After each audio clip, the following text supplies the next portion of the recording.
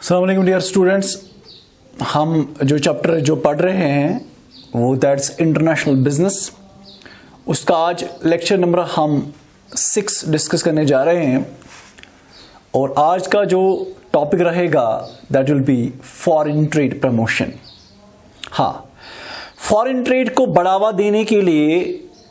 क्या क्या स्टेप्स उठाए गए, आज हम उन चीज़ों के बारे में जानेंगे। हर एक कंट्री जो है वो ज़्यादातर तरजीह देता है एक्सपोर्ट्स को बनिस्बत इंपोर्ट्स को, क्योंकि एक्सपोर्ट से आपको फॉरेन करेंसी आती है जबकि इंपोर्ट से आपको अपनी कंट्री की करेंसी चली जाती है। और ये भी हमने डिस्कस किया कि जिस कंट्री का एक्सपोर्ट ज़्यादा होता है एज कंपेयर टू इंपोर्ट्स से, वो कंट्री उतनी ज़्यादा प्रॉस्पेरियस या डेवलप्ड मानी जाती है या उनका बैलेंस ऑफ पेमेंट जो है फेवरेबल हो जाता है। तो हर एक कंट्री की कोशिश ये होती है हम कैसे ज़्यादा से ज़्यादा चीज़ें दूसरे कंट्री को भेजें बनिस्बत कि वहाँ से कोई चीज़ें खरीदें। खैर, जो इंटरनेशनल ट्रेड है इसमें दो चीज़ें आपको आती हैं, इंपोर्ट्स एंड एक्सपोर्ट्स।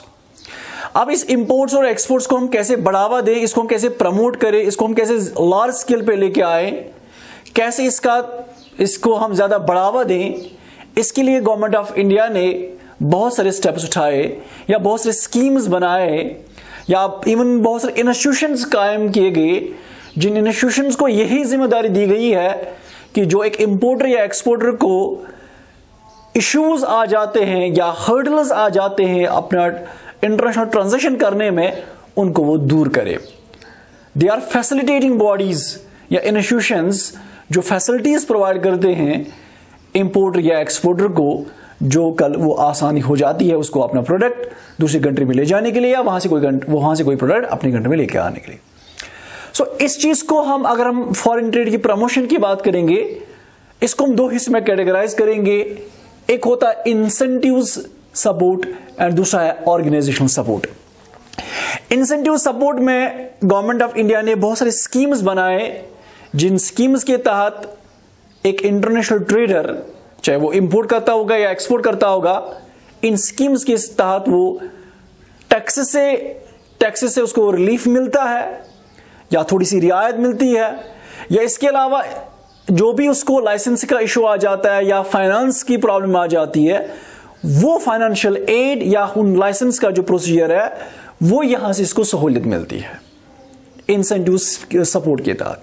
और ऑर्गेनाइजेशनल सपोर्ट में आपको गवर्नमेंट ऑफ इंडिया ने बहुत सारे डिपार्टमेंट्स या ऑर्गेनाइजेशन या इंस्टीट्यूशन सेट किए हैं, जिन इंस्टीट्यूशंस का काम ही है कि इंपोर्टर एंड एक्सपोर्टर को हम हेल्प कर सके, उनको फैसिलिटीज प्रोवाइड कर सके, जो उनको प्रॉब्लम्स फेस करने पड़ते हैं इंटरनेशनल ट्रेड करने में, उनको हम हल करके दें। चलिए फिलहाल हम बात करते हैं इंसेंटिव सपोर्ट की बारे में कि कौन कौन से ऐसे स्कीम्स बनाए गए गवर्नमेंट ऑफ इंडिया के द्वारा जिससे एक इंपोर्टर या एक्सपोर्टर को राहत मिलती है। तो सबसे पहले नंबर पे आता है ड्यूटी ड्रॉबैक स्कीम। ये एक ऐसी स्कीम है जिसका मकसद है कि जो एक्सपोर्टर या जो इंपोर्टर अपने गुड्स पे टैक्सेस देता है गवर्नमेंट कस्टम अथॉरिटी की ओर, या जो वो टैरिफ्स देता है कस्टम अथॉरिटी की ओर, वो टैक्सेस वो वापस ले सके, रिफंड ले सके। अगर उसने टैक्सेस वगैरह दिए चीजें एक्सपोर्ट करने के लिए, चीजें इंपोर्ट करने के लिए, जो उसने टैरिफ्स या टैक्सेस ड्यूटीज दिए हैं कस्टम अथॉरिटी की ओर, इस स्कीम के तहत वो टैक्सेस या वो टैरिफ्स या वो कस्टम ड्यूटी वो वापस ले सकता है, जो गवर्नमेंट ऑफ इंडिया ने बनाई है particularly in order to promote the international trade या in order to promote the foreign trade. तो इस स्कीम के तहत जो इंपोर्टर या एक्सपोर्टर होता है, इंटरनेशनल ट्रेडर होता है, वो अपनी जो टैक्सेस है वो रिफंड ले सकता है। सेकेंड और एक स्कीम बनाई गई है जिसका नाम है एडवांस लाइसेंस स्कीम। हाँ, नाम से ही पता चलता है एक ऐसी स्कीम है जिसके द्वारा एक इंपोर्टर या एक्सपोर्टर को लाइसेंस फराहम की जाती है इन एडवांस। यानी अभी उसने प्रोडक्ट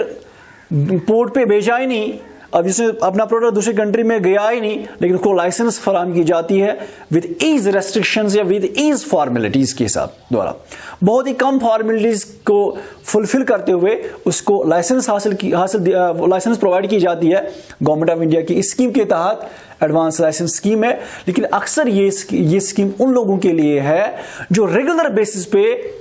एक्सपोर्ट का काम करते हैं। यानी ये एक्सपोर्टर्स के लिए पर्टिकुलरली स्कीम बनाई गई है, जो एक्सपोर्टर रेगुलर बेसिस पे इस कंट्री का प्रोडक्ट किसी दूसरी कंट्री में बेचने के लिए ले जाता है। तो दूसरे हर एक कंट्री में जाने के लिए उसको लाइसेंस चाहिए। वो लाइसेंस स्कीम में इसको बाज़ाब्ता विद ईज रेस्ट्रिक्शंस के साथ या विद लेस फॉर्मेलिटीज के साथ उसको लाइसेंस प्रोवाइड की जाती है और एडवांस में प्रोवाइड की जाती है, जिससे वो एनकरेज हो जाता है ज्यादा से ज्यादा ट्रेड करने के लिए। तो उसी से आपका फॉरेन ट्रेड या इंटरनेशनल ट्रेड प्रमोट हो सकता है।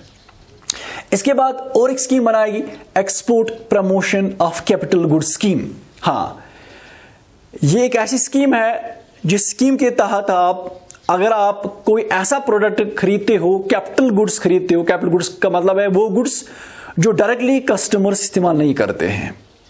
बल्कि जो इंडस्ट्रीज या फैक्ट्री वाले इस्तेमाल करते हैं। मिसाल के तौर पर कोई टेक्नोलॉजी खरीदनी होती है, कोई मशीनरी वगैरह खरीदना होता है इन फैक्ट्री वालों को, चीजें बनाने के लिए जो उनको जरूरत पड़ती है।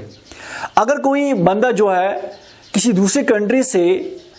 मशीनरीज खरीदता है, इंपोर्ट करता है मशीनरीज या कोई टेक्नोलॉजी इंपोर्ट करता है, लेकिन इसका मकसद यह है कि मैं इस मशीनरी से या इस टेक्नोलॉजी से मैं कोई ऐसा प्रोडक्ट बनाऊं जो मैं कल एक्सपोर्ट करूं, तो उस एक्सपोर्टर के लिए पर्टिकुलरली रियायत दी गई है कि ये नहीं कि ऐसे वाले कैपिटल गुड्स की इंपोर्ट्स को एनकरेज करने के लिए इस एक्सपोर्टर को लो कस्टम ड्यूटी रखा गया है या नेग्लिजिबल कस्टम ड्यूटी उसको बोला गया। आपको बहुत ही कम ड्यूटी या कस्टम ड्यूटी आपको पे करना है कस्टम अथॉरिटी के द्वारा, जिससे आपको ये मतलब, लेकिन अगर आपका मकसद ये है कि मैं कोई ऐसी मशीनरी खरीदूंगा या कोई टेक्नोलॉजी ऐसे खरीदूंगा दूसरी कंट्री से, जिस मशीनरी से या जिस टेक्नोलॉजी से मैं कल ऐसा प्रोडक्ट बनाऊं जो मैं कल एक्सपोर्ट करूं, तो उस एक्सपोर्टर को यहां से रियायत दी जाती है, उसको कम से कम ड्यूटी देना पड़ता है या टैक्स देने पड़ते हैं किसकी ओर, कस्टम अथॉरिटी की ओर, इस स्कीम के तहत, जिसका नाम है export promotion of capital goods scheme. इसके बाद हम नेक्स्ट पे आ जाते हैं एक्सपोर्ट फाइनेंसिंग। चाहे आप इंपोर्ट करते होंगे या एक्सपोर्ट करते होंगे, दोनों सूरतों में आपको पैसा चाहिए। जो फाइनेंस है ना, ये माना जाता है soul of the business, life blood of the business. कोई भी बिजनेस आप कर रहे हो आपको पैसा चाहिए, एक एडुकेट सप्लाई ऑफ फाइनेंस चाहिए। और जब हम बात करते हैं फॉरेन ट्रेड की, वहां पे आपको ज्यादा पैसे की जरूरत पड़ती है, ट्रांसपोर्टेशन के हवाले से, रॉ मटेरियल के हवाले से या बाकी सारी फॉर्मेलिटीज को पूरा करने के हवाले से आपको बहुत सारे फाइनेंस की जरूरत पड़ती है। और ये स्कीम बनाई गई खासकर एक्सपोर्टर्स के लिए कि जो एक्सपोर्टर्स, जो बंदा, मैंने स्टार्टिंग में ही कहा कि हर एक कंट्री ये चाहती है हमारा एक्सपोर्ट्स ज्यादा होने चाहिए बनस्बत इंपोर्ट से। दैट्स वाई ये एक्सपोर्टर के लिए फैसिलिटी रखी गई है कि अगर कोई एक्सपोर्टर जो है वो यहां का अपनी कंट्री का प्रोडक्ट किसी दूसरी कंट्री में बेचना चाहता है, उसको हम फाइनेंस प्रोवाइड करेंगे, यानी कि लोन्स वगैरह प्रोवाइड करेंगे, but at lower interest rates या विद ईज रेस्ट्रिक्शंस के साथ। जो एक्सपोर्टर्स होता है उसको गवर्नमेंट ऑफ इंडिया ने यह सहूलियत दी है कि वो फाइनेंस हासिल कर सकता है किसी भी बैंक से जो आरबीआई अप्रूव्ड होगा, और उस बैंक से वो एक तो लोन ले सकता है एट लोअर इंटरेस्ट रेट, जो भी आमतौर एक बैंक चार्ज करता होगा वो इंटरेस्ट रेट उसको चार्ज ना करे, और विद लेस फॉर्मेलिटीज के साथ उसको वो लोन प्रोवाइड करे। ये गवर्नमेंट ऑफ इंडिया ने ये स्कीम बनाई है जिसके द्वारा एक एक्सपोर्टर को फाइनेंस की फैसिलिटी प्रोवाइड की जाती है। इसके बाद एक्सपोर्ट प्रोसेसिंग जोन्स, ये गवर्नमेंट ऑफ इंडिया ने कुछ इलाके रखे हैं जो पर्टिकुलरली इस पर्पस के लिए रखे हैं कि जहां से चीजें बनेंगे और वो चीजें फिर दूसरे कंट्री को एक्सपोर्ट हो जाएंगे। ये तकरीबन हर एक स्टेट में ये ऐसे जोन्स बनाए गए जिनको कहते हैं एक्सपोर्ट प्रोसेसिंग जोन्स। ये कुछ ऐसे इंडस्ट्रियल एरियाज है जहां पे ऐसी चीजें बनती हैं जो इंटरनेशनल ट्रेड हो जाते हैं, जो थ्रू आउट वर्ल्ड बिक जाते हैं या जो दूसरे कंट्री में एक्सपोर्ट हो जाते हैं। तो ऐसे एरियाज बनाए, जैसे गुजरात में है, नोएडा में है, उत्तर प्रदेश में है, बहुत सारे एरियाज में, बहुत सारे स्टेट्स में गवर्नमेंट ऑफ इंडिया ने कुछ एरियाज बनाए, इंडस्ट्रियल एरिया जिसको हम कहते हैं, जहां से ऐसी चीजें बनती हैं जो चीजें फिर एक्सपोर्ट हो जाती हैं। तो इन एरियाज के लिए एक सहूलियत रखी गई है कि इनको हम जो रूल्स एंड रेगुलेशंस फॉलो करने होते हैं उनको हम इससे एग्जेम्प्टेड रखें। यानी जो एक्सपोर्ट प्रोसेसिंग जोन्स होंगे, जो इंटरनेशनल प्रोडक्ट्स बनाते होंगे या जो फॉरेन कंट्री में अपने प्रोडक्ट्स बेचते होंगे, आप सबसे पहले ये आप जो एरियाज है, इंडस्ट्रियल एरियाज जो आप एक्सपोर्ट प्रोसेसिंग जोन जिनको हम कहते हैं, अक्सर आप ये एरियाज वहां पे देखोगे जहां पे एयरपोर्ट नजदीक होगा या सी पोर्ट नजदीक होगा, ताकि आसानी से उनका प्रोडक्ट दूसरी कंट्री में एक्सपोर्ट हो सके। तो इन एरियाज के लिए ये सहूलियत रखी गई है कि इनको लॉज एंड रेगुलेशंस फॉलो नहीं करने हैं, या इनको अगर फॉलो करने विद ईज, इनको बहुत सारी सहूलियत दी गई है गवर्नमेंट ऑफ इंडिया की तरफ से कि जो भी उनको हर्डल्स या रेस्ट्रिक्शंस आते हैं अपना प्रोडक्ट दूसरी कंट्री में बेचने के लिए, उनमें इनको बहुत सारी हेल्प गवर्नमेंट ऑफ इंडिया के द्वारा से दी जाती है। लेकिन खासकर वो वाले एरियाज जो एक्सपोर्ट प्रोसेसिंग जोन्स के जुमरे में आ जाते हैं। जैसे आपने सुना होगा कि यहां पर हमारा रगरेट है, ये इंडस्ट्रियल एरिया है। आप देखोगे, आप ये एक तो ये एयरपोर्ट के नजदीक भी है, और इसके साथ साथ जो वहां पे कोई फैक्ट्री सेट करता है ना, उसको बहुत सारे कम फॉर्मेलिटीज पूरे करने पड़ते हैं बनस्बत अगर कोई बंदा किसी दूसरी जगह कोई फैक्ट्री सेट करेगा, क्योंकि ये एक्सपोर्ट प्रोसेसिंग जोन्स में आते हैं, वहां पे एक ऐसे प्रोडक्ट्स निकलते हैं जो हम दूसरी कंट्री में एक्सपोर्ट करते हैं। इस तरह बहुत हर एक स्टेट में, इवन हर एक स्टेट में कुछ एरिया सेट किए गए हैं जो पर्टिकुलरली इस पर्पज के लिए बनाए गए हैं ताकि जो वहां से प्रोडक्ट निकले वो एक्सपोर्ट हो सके, और उन फैक्ट्री वालों को बाज़ाब्ता या उन इंडस्ट्री वालों को बाज़ाब्ता बहुत सारे फॉर्मेलिटीज में आसानी दी गई है, यानी कि उनसे वो मुबर्रा है, उनको वो फॉर्मेलिटीज पूरी नहीं करने हैं अपने प्रोडक्ट एक्सपोर्ट करने के लिए। लेकिन अलबत्ता दो चीजों में उनको रियायत नहीं दी गई है, एक है लेबर लॉज के रिलेटेड और बैंकिंग लॉज के रिलेटेड। इन दो लॉज के बगैर जो बाकी लॉज रेगुलेशंस है, लाइसेंस के हवाले से या क्या कहते हैं दूसरे बाकी फॉर्मेलिटीज के हवाले से, उनमें उनको बहुत सारे एग्जम्पशंस दिए गए हैं, लेकिन लेबर लॉज और बैंकिंग लॉज के हवाले से इनको वो लॉज फॉलो करने, लेकिन बाकी उनको फॉलो नहीं करने। सो ये कुछ ऐसे इंसेंटिव्स थे, ये कुछ ऐसे स्कीम्स थे जो गवर्नमेंट ऑफ इंडिया ने बनाए हैं पर्टिकुलरली टू अपग्रेड और to promote the foreign trade, international trade को बढ़ावा देने के लिए ये कुछ ऐसे स्कीम्स बनाए गए हैं गवर्नमेंट ऑफ इंडिया की तरफ से, जिनको हम इंसेंटिव स्कीम्स या इंसेंटिव सपोर्ट बोलते हैं। अब हम बात करते हैं ऑर्गेनाइजेशनल सपोर्ट के बारे में। कुछ ऐसे इंस्टीट्यूशंस कायम किए हैं जो गवर्नमेंट ऑफ इंडिया ने सेट किए हैं, जिनका मकसद ये है कि हम कैसे फॉरेन ट्रेड को फैसिलिटेट करें, इंटरनेशनल ट्रेड को हम कैसे बढ़ावा दें, उनको हम कैसे कौन सी हेल्प फराहम कर सके। चलिए देखते हैं ऑर्गेनाइजेशनल सपोर्ट कौन कौन से हैं। चलो अब हम देखते हैं ऑर्गेनाइजेशनल सपोर्ट क्या है। गवर्नमेंट ऑफ इंडिया की तरफ से कौन कौन से ऐसे इंस्टीट्यूशंस बनाए गए जो इंस्टीट्यूशंस फैसिलिटेटर का काम करते हैं इंटरनेशनल ट्रेडर के लिए। यानी कुछ ऐसे इदारे बनाए गए गवर्नमेंट ऑफ इंडिया की तरफ से जिनका मुद्दा और मकसद ये है कि जो भी ऑब्स्टिकल्स या हिंड्रेंसेस एक इंटरनेशनल ट्रेडर को ट्रेड करने में आते हैं उनको हम कैसे रिमूव कर सके, या उनके लिए हम कैसे कौन कौन सी फैसिलिटीज रखें ताकि उनकी ट्रेड करने में आसानी हो सके। तो हमारा जो टॉपिक चल रहा है दैट्स फॉरेन ट्रेड प्रमोशन, यानी फॉरेन ट्रेड को प्रमोशन देने के लिए, बढ़ावा देने के लिए कौन कौन से ऐसे इंस्टीट्यूशंस कायम किए गए जिससे इंटरनेशनल ट्रेड में इजाफा हो जाए। तो सबसे पहला जो डिपार्टमेंट है that is department of commerce, जो मिनिस्ट्री ऑफ कॉमर्स के तहत आता है। जब आपको मिनिस्ट्री ऑफ कॉमर्स है तो सबसे पहले आपको यहीं से एक सपोर्ट मिलता है कि एक सेपरेट मिनिस्ट्री हेड रखा गया है जिसकी ये जिम्मेदारी दी गई है कि जो बिजनेस को बढ़ावा देना है। ये जो मिनिस्ट्री ऑफ कॉमर्स है एक एपेक्स बॉडी है जिसका ये मुद्दा और मकसद है कि जो भी ट्रेड है, चाहे वो इंटरनल ट्रेड हो या एक्सटर्नल ट्रेड हो, उसको हम कैसे बढ़ावा दे। मैंने आपको स्टार्टिंग में कहा जिस कंट्री में ज्यादा ट्रेड होगा, जिस कंट्री में ज्यादा बाइंग एंड सेलिंग होगा, प्रोडक्शन होगी ज्यादा तो एम्प्लॉयमेंट ज्यादा होगी, जितनी ज्यादा एम्प्लॉयमेंट होगी उतना लोगों के पास पैसा आएगा, और जितना ज्यादा लोगों के पास पैसा आएगा उतनी वो बेहतर से बेहतर लाइफ गुजार सकेंगे, या उतना उनका स्टैंडर्ड ऑफ लिविंग इंप्रूव हो जाएगा। तो बेस अगर देखा जाएगा किसी भी कंट्री की प्रॉस्पेरिटी के लिए या ग्रोथ के लिए, उसमें जरूरी ये है, आप देखोगे, आप लास्ट में एक चीज आप इस नतीजे पे पहुंचोगे कि उस कंट्री में ज्यादा ट्रेड होगा। अगर हम कहते हैं यूएसए जो है ये ज्यादा डेवलप्ड कंट्री है, अगर उसकी जड़ तक जाएंगे तो हमें एक बात समझ आ जाएगी, वहां पे ज्यादा चीजें प्रोड्यूस हो रहे हैं, वहां पे ज्यादा प्रोडक्शन हो रही है। तो उस वजह से जब प्रोडक्शन हो जाएगी ज्यादा, तो ज्यादा लोगों को रोजगार के मौके भी मिलते हैं, और जब रोजगार का मौके मिलेगी तो इसका मतलब है अनएम्प्लॉयमेंट रेट कम होगी। जब अनएम्प्लॉयमेंट रेट कम होगी तो इसका मतलब है हर एक बंदा जो है किसी न किसी काम में बिजी है, वो पैसा कमाता है, वो किसी पे डिपेंडेंट नहीं है, और इस तरह से सब लोग जो है वो खुद कफील बन जाते हैं, सेल्फ सफिशिएंट कंट्री बन जाती है, जिसमें वहां के लोग जो है फिर वो लोग जो है गवर्नमेंट जॉब्स पे कम डिपेंडेंट होते हैं, वो अपना रोजगार खुद कमाते हैं। इस तरह से एक कंट्री जो है प्रॉस्पेरिटी गेन करते हैं। तो मिनिस्ट्री ऑफ फाइनेंस की ये जिम्मेदारी दी गई है कि जो भी एक्सटर्नल ट्रेड में जो भी फॉर्मेलिटीज पूरे करने होंगे एक एक्सपोर्टर को, उसके लिए ये असिस्टेंस का काम करते हैं, फैसिलिटीज का काम करते हैं, उनके लिए ये राह हमवार करते हैं कि आप कैसे इंटरनेशनल ट्रेड करने में जो भी आपको फैसिलिटीज की जरूरत पड़ेगी उन मैटर्स को आप कैसे सॉल्व करोगे।